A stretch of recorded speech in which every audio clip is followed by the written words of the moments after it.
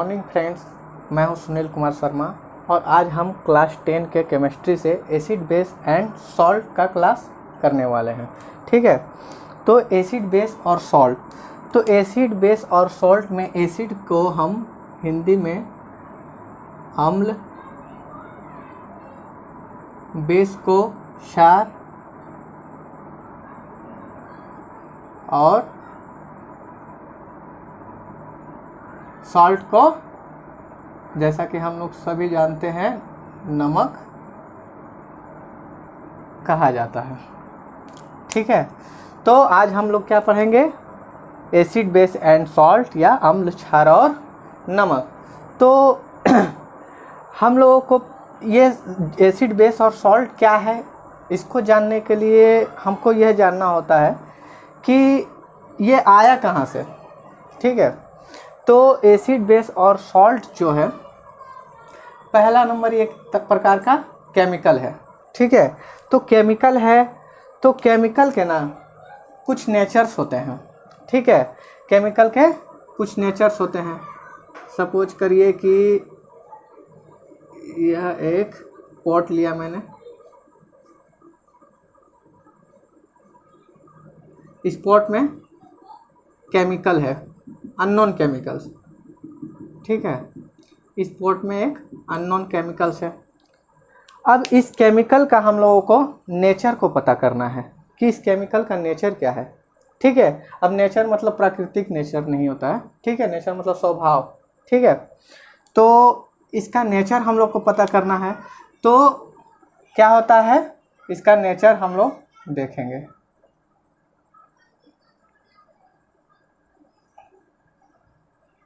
ठीक है, तो क्या हम लोग पता कर रहे हैं?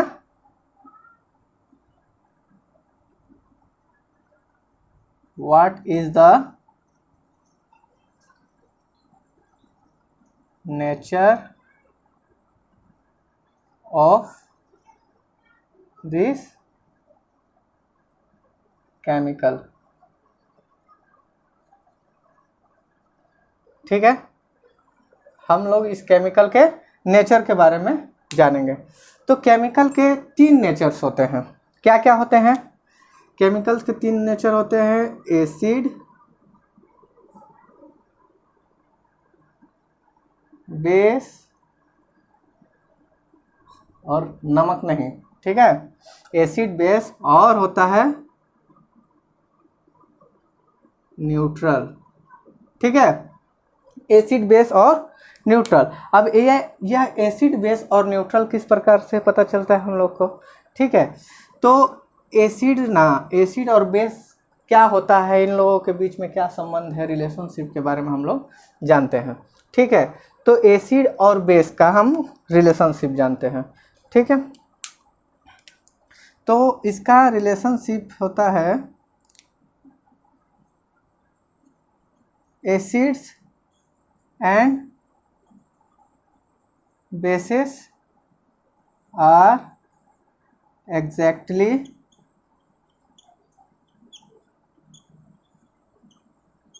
opposite या फिर contrast to each other। ठीक है, acids and base are exactly opposite और कॉन्ट्रास्ट टू ईच अदर। इसका बोलने का मतलब यह है कि एसिड और बेस जो है, ये एसिड और बेस एक दूसरे से बिल्कुल ही अपोजिट होता है, मतलब विपरीत होता है। ठीक है, और मतलब ये समझ लीजिए कि ये आकाश है तो ये ज़मीन है। ठीक है, समझ लीजिए इसी तरह से इन दोनों के बीच में अंतर होता है। ठीक है, अब न्यूट्रल क्या होता है? तो हमने अभी क्या बताया कि समझ लीजिए ये दोनों एक दूसरे से विपरीत है। अब मान लीजिए कि एसिड मान लीजिए पॉजिटिव है। ठीक है, तो ये पॉजिटिव है तो बेस क्या होगा? नेगेटिव ही होगा। ठीक है, ये पॉजिटिव है तो वो नेगेटिव होगा। तो इसी तरह इसको हम लोग क्या करेंगे? अब एसिड और बेस के बारे में तो हम लोग जान लें, अब ये न्यूट्रल क्या है? ठीक है, न्यूट्रल जो होता है, एसिड और बेस का रिएक्शन होने के बाद ही यह न्यूट्रल आता है। और वो किस प्रकार से आता है आपको हम समझाते हैं, ठीक है। तो हम लोग न्यूट्रलाइजेशन को देखते हैं।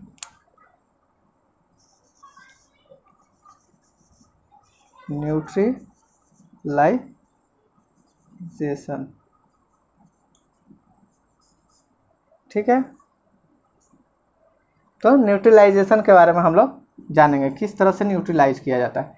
अब देखिए कि मान लीजिए कि एसिड का मान लेते हैं हम अमाउंट है +7, ये हम लोग सपोज करते हैं कि इसका अमाउंट 7 है, और बेस का भी अमाउंट -7। ये प्लस में है, ये माइनस में, क्योंकि ये एक दूसरे से अपोजिट है। अब इन दोनों को क्या करेंगे हम लोग, रिएक्ट करवाते हैं। तो रिएक्ट करवा के देखते हैं क्या होता है। +7 आपको एसिड हो गया, इसमें ऐड करेंगे, रिएक्ट करवाएंगे -7 के साथ, ठीक है। अब देखिए इसको सिंप्लीफाई करिएगा तो क्या आएगा हमारे पास, +7 -7 plus minus minus equal to 0। तो यही 0 जो है यह न्यूट्रलाइजेशन होता है, ठीक है। तो यह न्यूट्रल यहीं से आता है। इसका मतलब यह है कि जितने स्ट्रेंथ का एसिड के साथ उतने ही स्ट्रेंथ का बेस को हम लोग रिएक्ट करवाते हैं, तो क्या होता है, हमें क्या न्यूट्रल केमिकल प्राप्त होता है, ठीक है। तो न्यूट्रल पता चल गया। अब देखिए कि यह हम मान लेते हैं कि सबसे स्ट्रॉन्ग एसिड है और ये सबसे स्ट्रॉन्ग बेस है। मतलब +7 जो सबसे स्ट्रॉन्ग एसिड है, -7 जो क्या है, सबसे स्ट्रॉन्ग बेस है। अब देखिए कि कुछ ऐसे भी मतलब एसिड या बेसेस होते हैं जो क्या होता है, मतलब स्ट्रेंथ में थोड़ा कम होता है, यानी कि वह वीक होता है। तो यह वीक किस तरह से आता है हमारे पास, मान लीजिए स्ट्रॉन्ग हमारे पास एसिड है और बेस को इस तरह से मिलाया जाए कि वह वीक हो जाए, ठीक है। तो कैसे किया जाता है, मान लीजिए स्ट्रॉन्ग एसिड हम लोग सपोज करते हैं कि स्ट्रॉन्ग एसिड +7 हम लोग लिए थे। +7 स्ट्रॉन्ग एसिड को हम लोग किससे रिएक्ट करवाते हैं, क्या करते हैं, -4 मतलब वीक बेस। यह +7 जो था क्या है, यह स्ट्रॉन्ग बेस, सॉरी।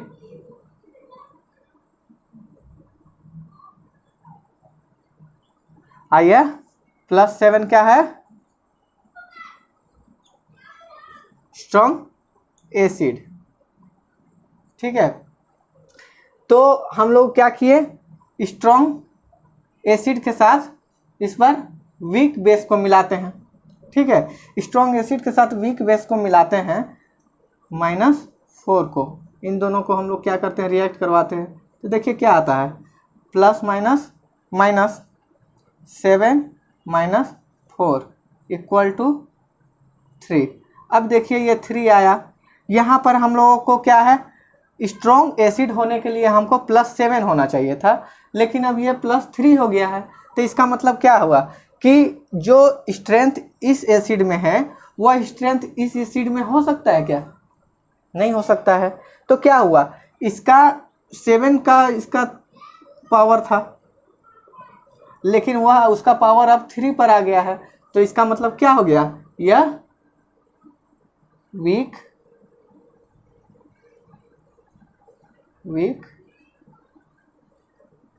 बेस हो गया, ठीक है। सब समझ में आ रहा है ना। अब देखिए क्या होता है, इतना दूर तक समझ में आया। अब हम लोग को क्या करना है, अब ऐसा करते हैं कि यह वीक बेस नहीं होगा, यहाँ पर वीक एसिड होगा, क्योंकि यह प्लस में है ना, प्लस में है, तो ये क्या हो जाएगा, वीक एसिड। अब हम लोगों को क्या करना है, ऐसे भी सिचुएशन आते हैं जहाँ पर हम लोग क्या करेंगे, स्ट्रॉन्ग एसिड के जरिए या फिर मतलब स्ट्रॉन्ग बेस को हम लोगों को क्या करना है, वीक बेस में बदलना है। तो वीक में बेस में बदलना है तो क्या करेंगे, देखिए यह मान लीजिए कि स्ट्रॉन्ग बेस है, स्ट्रॉन्ग बेस के साथ अगर हम क्या करते हैं, स्ट्रॉन्ग बेस है, स्ट्रॉन्ग बेस को अगर हम मिला देते हैं, स्ट्रॉन्ग बेस में आपका कितना है, -7 है स्ट्रॉन्ग बेस। अब इसको हम लोग ऐड करते हैं, जैसे यही आ गया है हमारे पास वीक एसिड के साथ मिला देते हैं तो क्या होगा 3। तो यहाँ पर हमारे पास क्या मिला, देखिए -4। तो यह -4 जो है क्या, इसका स्ट्रेंथ इस स्ट्रॉन्ग बेस के समान हो सकता है, नहीं हो सकता है। तो ये क्या हुआ, इसका स्ट्रेंथनेस में कमी आ गया। इसका मतलब ये क्या हो गया, वीक बेस। ठीक है, समझ में आया। अगर आप लोगों को कहीं भी समस्या हो तो हमारे कमेंट बॉक्स में जरूर रिप्लाई दें, ठीक है। चलिए तो अब हम लोग एसिड और बेस के प्रॉपर्टीज़ के बारे में चलते हैं, बात करते हैं कि इन दोनों का प्रॉपर्टीज़ क्या है। ठीक है, ये हो गया आपका एसिड, ये हो गया बेस। तो एसिड और बेस के प्रॉपर्टीज़ क्या होते हैं इसके बारे में हम लोग जानेंगे। ठीक है, तो सबसे पहला प्रॉपर्टीज़ ये होता है कि एसिड और बेस में एसिड जो होता है वह टेस्ट करने पर ना खट्टापन महसूस होता है, उसमें सावरनेस महसूस होता है, मतलब वो सावर होता है। तो क्या होता है, सावर इन टेस्ट। आप देखे होंगे टैमरिन हुआ, कर्ड्स हुआ, आपको लेमन हुआ, इन सभी को टेस्ट करते तो कैसा महसूस होता है, यह हमें मतलब खट्टापन महसूस होता है। तो यही उसमें भी एसिड्स पाया जाता है जिसके कारण वह खट्टा महसूस होता है। ठीक है, अब यह क्या हुआ, सावर हो गया। अब देखिए क्या बोले थे कि यह बिल्कुल उल्टा होता है, यह खट्टा महसूस होता है, लेकिन बेस क्या होता है, यह कड़वा महसूस होता है। कभी आप लोगों ने मतलब नहाते समय कभी कभी मुंह में जैसे पानी वगैरह अगर चल जाता है साबुन का तो कैसा महसूस होता है, बीटर महसूस होता है, मतलब कड़वापन महसूस होता है। तो वह उसमें अंदर भी बेस पाया जाता है जिसके कारण तो क्या होता है, कैसा होता है, बीटर इन टेस्ट। ठीक है, तो कैसा होता है, बीटर इन टेस्ट होता है। अब दूसरा नंबर प्रॉपर्टीज हम लोग लेते हैं। दूसरा नंबर क्या होता है कि यह जैसे ही वाटर में डिसॉल्व होता है,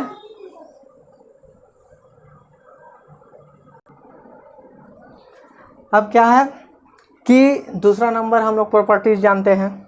तो क्या होता है ना कि जैसे ही एसिड को हम लोग वाटर में डिसॉल्व करते हैं तो डिसॉल्व होते के साथ ही क्या होता है, एसिड डिसॉल्व करके क्या निकालता है, H+ आयंस रिलीज करता है। तो क्या होता है,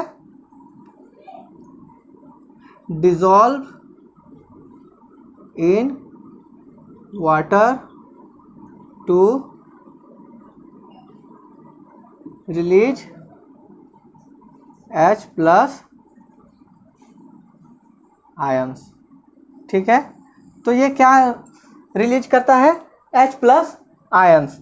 लेकिन देखिए बेस में क्या होता है, जब इसको वाटर के साथ डिसॉल्व किया जाता है तो यह OH- आयंस को रिलीज करता है। ठीक है, dissolve in water to release OH- ions. ठीक है, तो यह वाटर में डिसॉल्व होके OH- को रिलीज करता है। ठीक है, अब तीसरा नंबर प्रॉपर्टीज हम लोग देखते हैं। तीसरा नंबर प्रॉपर्टीज ये होता है कि एसिड में, लिटमस पेपर का नाम आप लोगों ने सुना होगा। ठीक है, तो एसिड में जब हम ब्लू लिटमस पेपर को ड्रॉप करते हैं या फिर उसके अंदर डालते हैं तो क्या होता है, उसका कलर रेड हो जाता है। ठीक है, तो क्या होता है, टर्न ब्लू लिटमस रेड। क्या करता है, ब्लू लिटमस को रेड में टर्न कर देता है, बदल देता है। लेकिन बेस क्या करता है, देखिए अपोजिट था, तो ये क्या करता है, टर्न ब्लू लिटमस था तो ये इसको रेड कर दिया, और ये क्या करता है, बेस रेड लिटमस को ब्लू में टर्न कर देता है। ठीक है, टर्न लिटमस ब्लू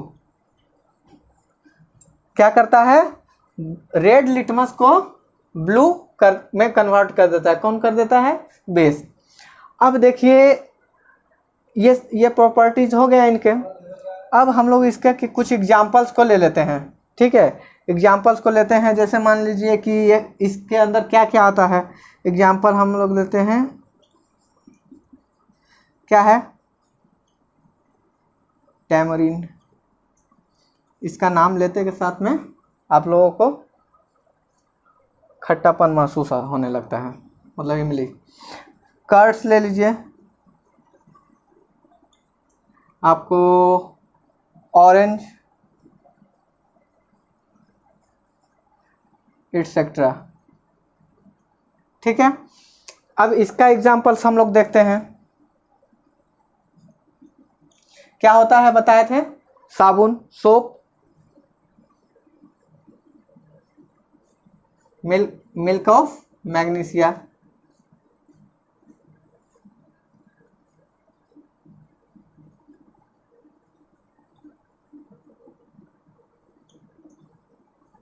ठीक है, एटसेट्रा, और भी बहुत सारे बेसिस हैं। तो ये सारे प्रॉपर्टीज है एसिड एंड बेसिस के। ठीक है, अब देखिए कि हम लोगों ने इनका क्या किए थे, dissolve in water to release H+ ions हुआ था release, dissolve in water to release OH- हो रहा था। तो इन लोगों को क्या करेंगे हम लोग क्या करते हैं, एक्वस सोल्यूशन के बारे में आगे देखते हैं। ठीक है, तो हम लोग अब देखेंगे aqueous solution of acid and base का। एसिड और बेस का एक्वस सॉल्यूशन के बारे में हम लोग देखेंगे।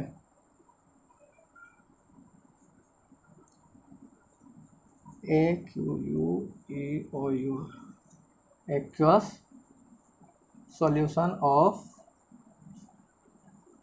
Acids and base.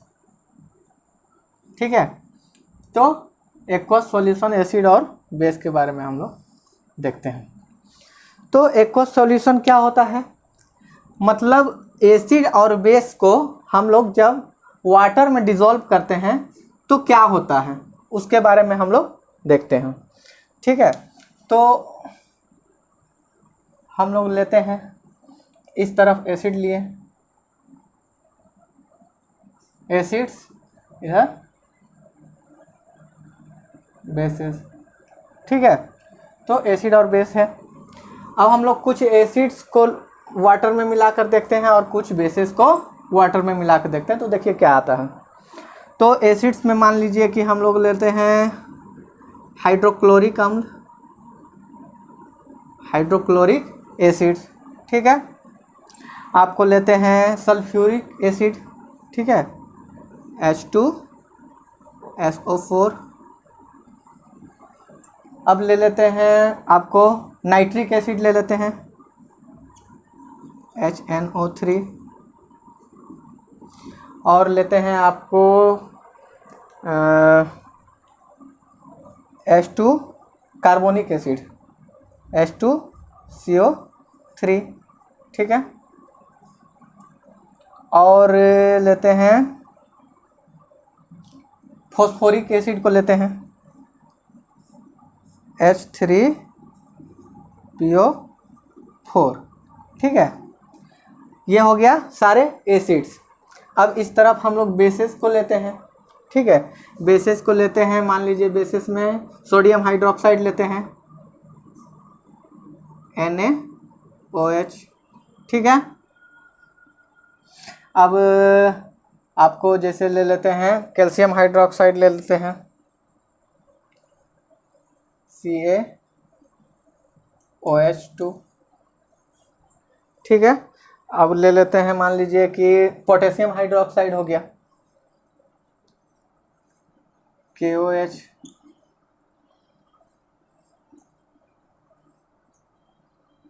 ठीक है। अब लेते हैं मान लीजिए मैग्नीशियम हाइड्रोक्साइड लेते हैं MgOH ट्वाइस, ठीक है। अब देखिए इन सभी को हम लोग जब H2O के साथ मिलाते हैं तो देखिए क्या रिलीज होता है, ठीक है। तो H2O है, इसमें हम लोग क्या करते हैं HCl में H2O को जब हम लोग मिक्स करते हैं या फिर रिएक्ट करवाते हैं तो देखिए क्या होता है, जो H प्लस अभी क्या बताए थे पिछले में, डिजोल्व इन वाटर क्या रिलीज करता है वह H प्लस आयन। देखिए H प्लस निकला, प्लस में Cl माइनस, तो देखिए H प्लस। अब इसमें इसको भी H2O के साथ मिक्स करते हैं सारे को, ठीक है।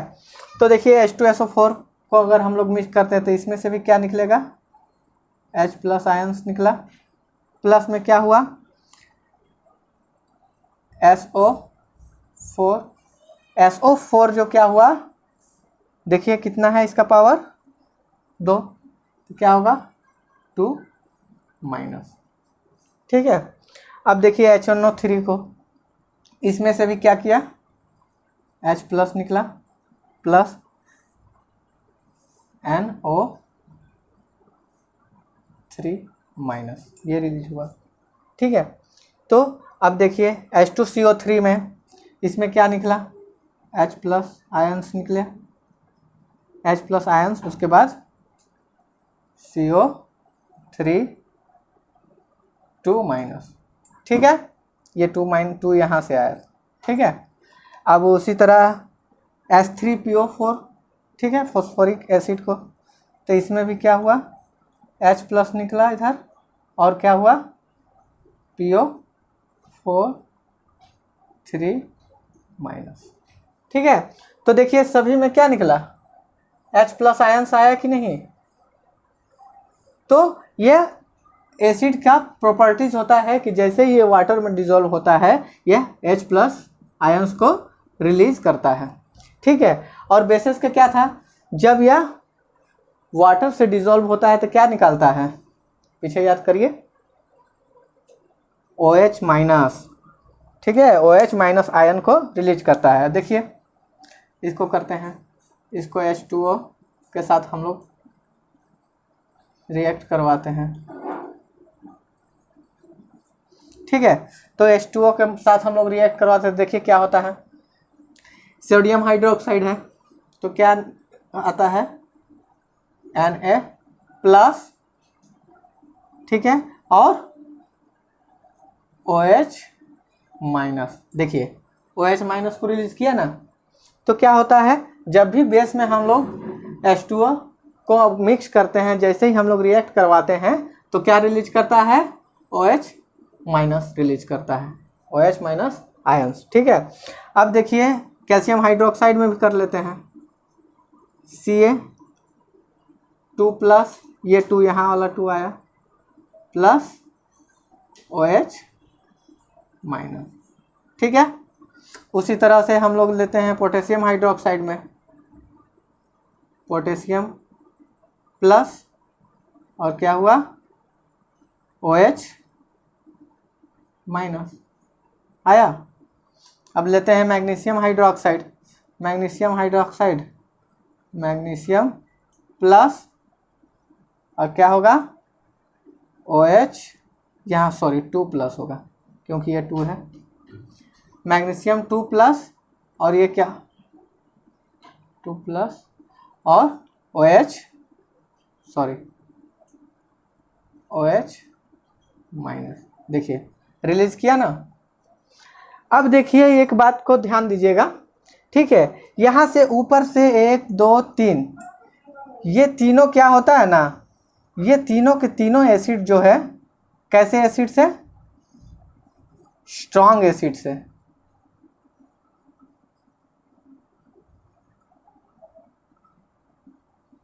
ये तीनों के तीनों स्ट्रॉन्ग एसिड से, और ये दोनों जो है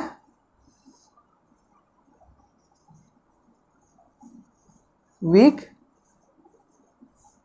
एसिड्स है, ठीक है। ये तीनों स्ट्रॉन्ग एसिड्स है और ये दोनों वीक एसिड्स है। उसी तरह से देखिए यहाँ पर भी ये तीनों जो है, ये तीनों क्या है, ये तीनों स्ट्रॉन्ग